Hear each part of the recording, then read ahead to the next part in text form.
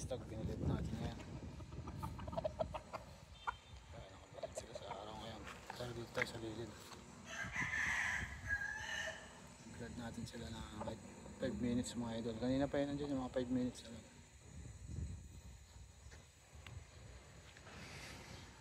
Yung anak ng lactin mga idol.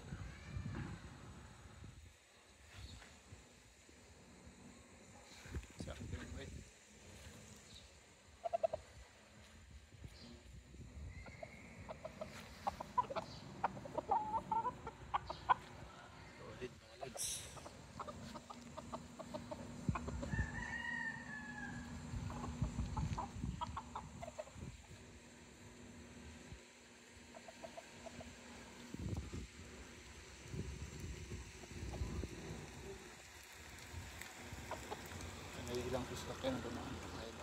Dito sa tabi ng kalsada. Gilid-gilid lang. Ayan.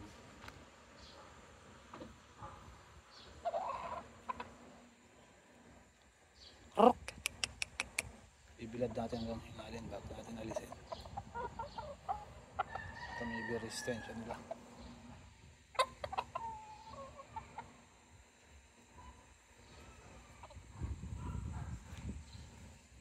Tuka-tuka ng damo, makapagkain.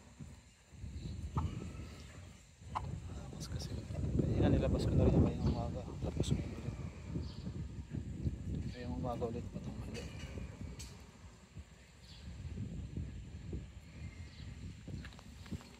Sila mga lads ah.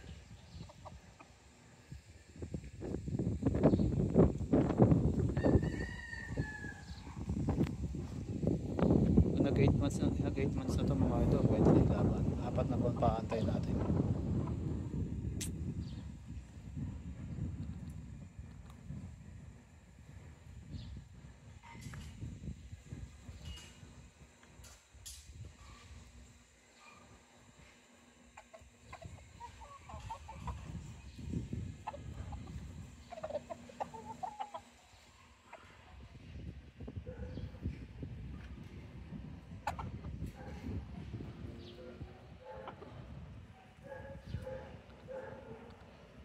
Kahit talaga pinagkaiba idol, pag nabunutan ng buntot ang laki ng katawan. Kung hindi ko binunutan medyo manipis. Yung binunutan ko buka talaga yung katawan niya. Ito sa lapad ng balikat tsaka dito.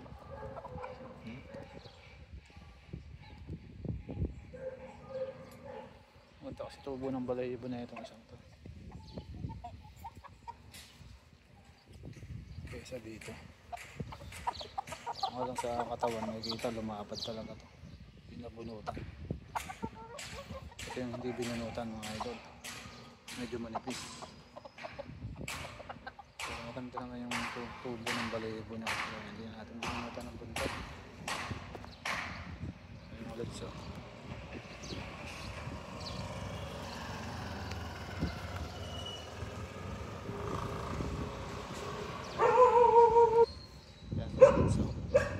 Kasi may napag-usap sa atin mga idol. Yan mga lods.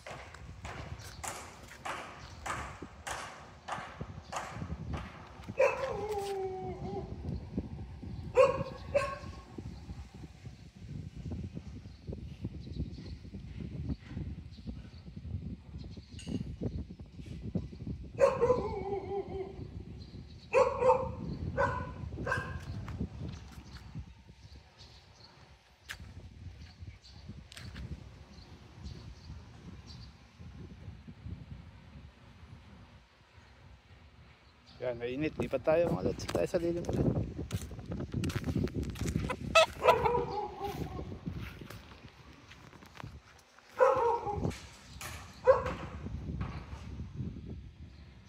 Ating McLean mga idol.